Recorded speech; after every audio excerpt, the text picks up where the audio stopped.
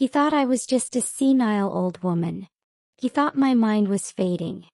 He told my daughter I was too confused to understand what was happening. So I pretended to forget. I pretended to be lost. I let him believe his own lies. And while he was watching for me to crumble, I was building a prison for him with his own words. This is what happens when you underestimate a mother's love. This is what happens when you mistake silence for weakness. It started with a whisper in the dark. A soft, frantic knocking at my door at 1 a.m. I opened it to find my daughter. Her face was pale, her eyes hollow. She whispered my name, her voice trembling. She told me she had fallen. But the bruise on her arm wasn't from a fall. It was the perfect shape of a man's grip. Her husband had done this. He had always been so charming, so persuasive. But that night I saw the monster beneath the mask. He thought he had gotten away with it. He thought we were too weak, too scared to fight back. He was wrong. So wrong. But I didn't call the police. I didn't scream or shout. I did something far more dangerous. I smiled. I hugged her. And I told her the one thing he would never expect to hear. I said it was okay. I said we were going to let him think he had won. The next morning I put my plan into motion. Phase 1 was the performance.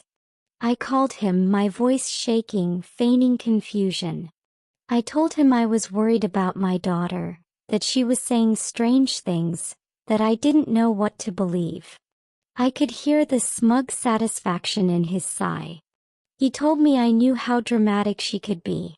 And with my memory he said I shouldn't trouble myself. He actually said that. He used my age against me. Little did he know he was walking right into my trap. He came over later that day, oozing condescending charm. He patted my hand. He told me to rest, to let him handle the adults. I let my eyes go wide and watery. I let my hands shake as I poured his tea. I told him he was such a good boy, whispering, playing the part of the confused old woman to perfection. And the entire time the voice-activated recorder in my cardigan pocket was running. He was giving me everything I needed and he had no idea. But the recording was just the beginning. While he was patronizing me, my daughter was trusting me with a secret. A secret so big it would become the second lock on his prison. She showed me her bank statement. And what I saw there was worse than I had ever imagined. The numbers didn't lie. Thousands of dollars vanished into thin air. The savings account they had built together for over a decade was now a ghost of its former self. She was sobbing, her body shaking with the force of her tears. He had told her it was for investments, for a business opportunity that would secure their future. He had painted beautiful pictures of financial freedom, of early retirement, of a life of luxury. But I knew better. A man who raises his hand to his wife does not invest in her future. He plunders it. He sees her not as a partner but as a resource to be drained.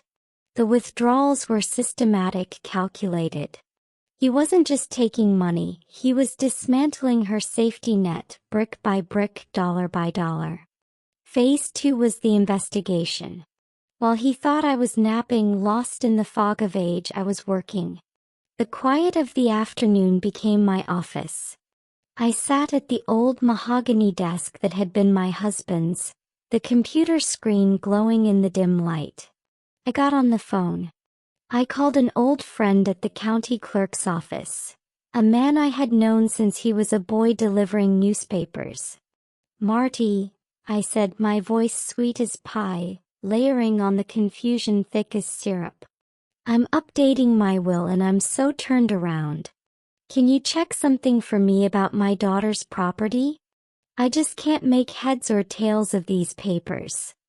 I could hear the click-clack of his keyboard through the phone, a modern-day oracle consulting his machine. The silence that followed was heavy, pregnant with dread. When he finally spoke, his voice was low, cautious. He told me he had found something strange. A new filing. A trust. He read me the name of the trust and my blood ran cold. It was her inheritance, a 20-acre parcel of wooded land that had been in my family for 3 generations, a place where my daughter had built a tree house, where we had picnicked by the creek. He had filed papers to put it into a trust, a legal entity he controlled entirely. The signatures at the bottom, supposedly mine and my daughter's, were clumsy, childish forgeries. They bore no resemblance to our sharp, practiced cursive. He wasn't just abusing her. He was trying to steal her legacy, to sever her connection to her own history. He was systematically erasing her from her own life. And he thought I was too old, too confused to notice the erasure. He thought his forgeries were safe in the labyrinth of bureaucracy, hidden from the eyes of a woman he believed was slipping into senility. I had the financial fraud. I had the property fraud. The evidence was mounting, a damning testament to his greed. But I needed one more thing. The final piece of the puzzle. The motive that would tie it all together in a bow of undeniable truth. I needed to understand the why. The money had to be going somewhere. And I found the answer in the last place I ever wanted to look. I found her. His mistress. Phase 3 was the motive. It didn't take a genius, just a basic understanding of human weakness and a reluctant lesson in social media from my grandson. Her profile was public, a garish gallery of her life. A woman half his age with pouting lips and vacant eyes, plastered across the screen. There were photos of her at fancy rooftop restaurants, glasses of champagne held aloft. There were wristwatches that cost more than my first car, glittering in the flash. There were trips to Vegas, to Cabo, all time-stamped in the weeks following the largest withdrawals from my daughter's account. Every designer handbag, every piece of gaudy jewelry, was a monument to my daughter's pain, a headstone for her shattered security. It was all there, a digital diary of his infidelity and financial betrayal, funded by the tears of the woman he had vowed to protect. I took screenshots of everything. I documented it all with the cold precision of an archivist. The timeline was perfect, a symphony of deceit. The withdrawals from the joint account matched the trips, the gifts, the entire sordid affair. He wasn't just a monster, he was a pathetic cliché.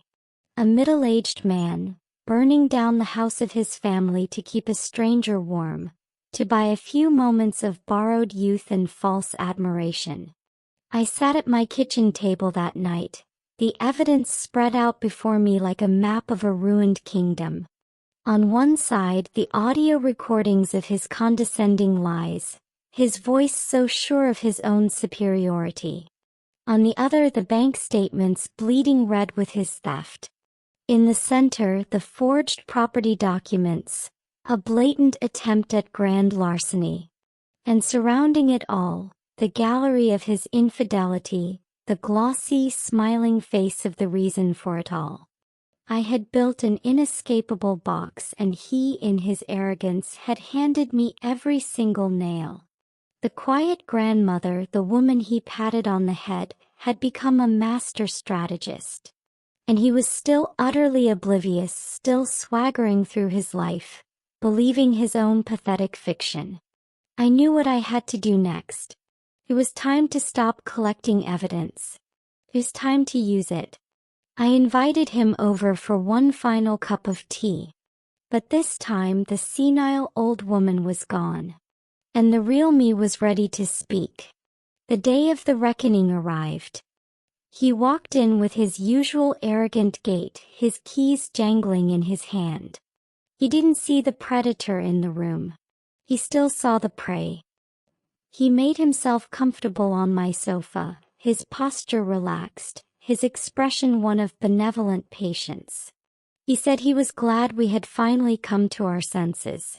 He said we could put all this unnecessary drama behind us, that it was time for everyone to move on. I looked at him, my gaze steady, and asked him if he meant like he had put my grandmother's silver behind him, or the $15,000 from the joint savings account. The change was instantaneous. His smile didn't just fade, it shattered. His face went slack, the color draining from his cheeks as if a plug had been pulled. The confidence in his eyes was replaced by a flicker of pure, unadulterated panic. I placed a single thin folder on the coffee table between us. I didn't slam it. I didn't throw it. I laid it down with the quiet, terrible finality of a judge's gavel. I told him, my voice unervingly calm, that inside that folder was his confession, captured on crystal-clear audio. He could hear himself in his own voice talking about our fragility, our incompetence, his need to handle the adults. I told him that next to the transcript he would find the forged trust documents for the land, with a professional analysis highlighting the discrepancies in the signatures. And beneath that, I said, was a curated collection of his girlfriend's social media posts, each one time-stamped and cross-referenced with a corresponding withdrawal from my daughter's account, creating a perfect, damning timeline of his deceit. He exploded.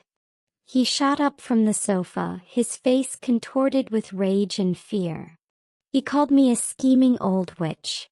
He screamed that I was a crazy old woman, that I couldn't prove any of it, that it was all lies and digital manipulation. I remained seated, my hands folded in my lap. I told him that my lawyer had the originals of everything. I told him in explicit detail what was going to happen. He would go to the lawyer's office tomorrow.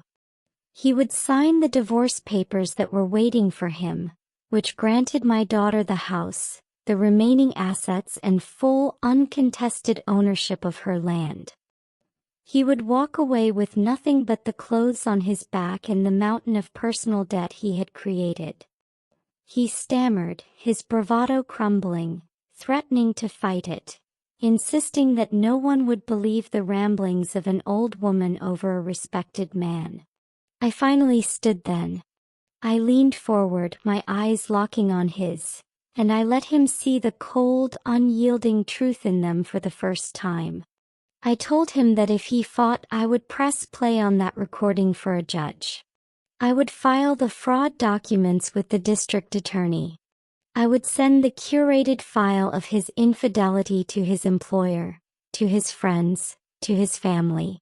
And I would sit in the front row and watch as he lost everything, his job, his reputation, his freedom. I told him the choice was his, but I emphasized that it was the only choice he would get. He left my house that day a broken man. The arrogant swagger was gone, replaced by a slumped, defeated posture.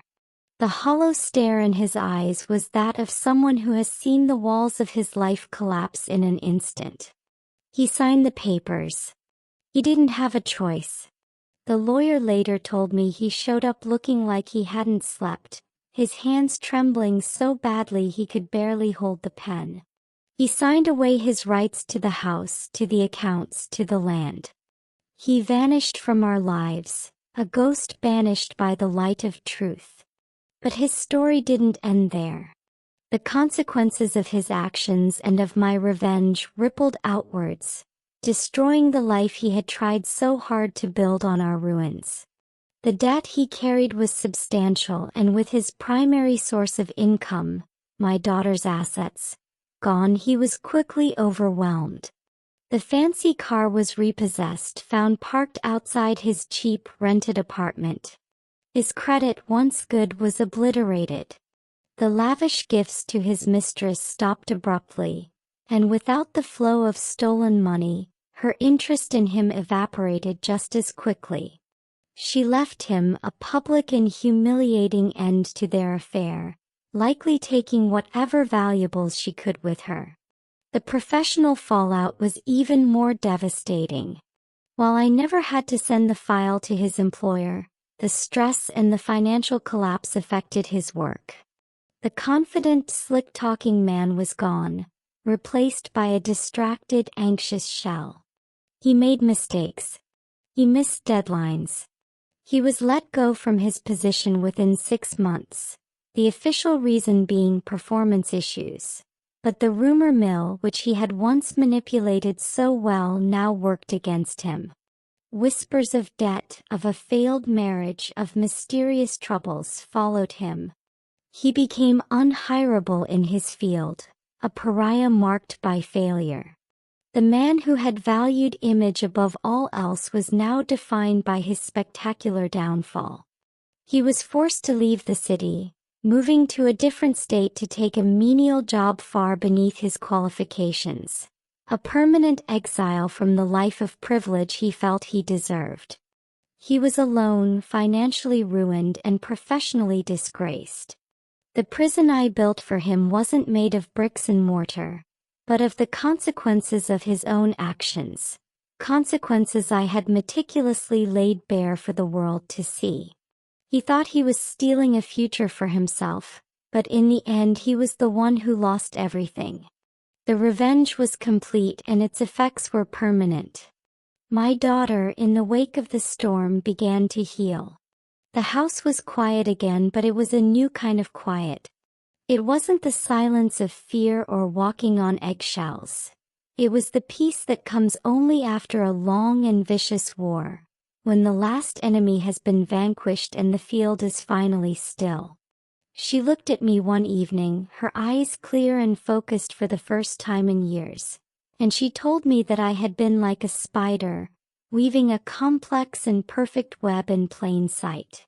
She said he was so busy being the fly, so sure of his own power, that he never saw the web until it was too late, until he was completely immobilized by its strength. And she was right.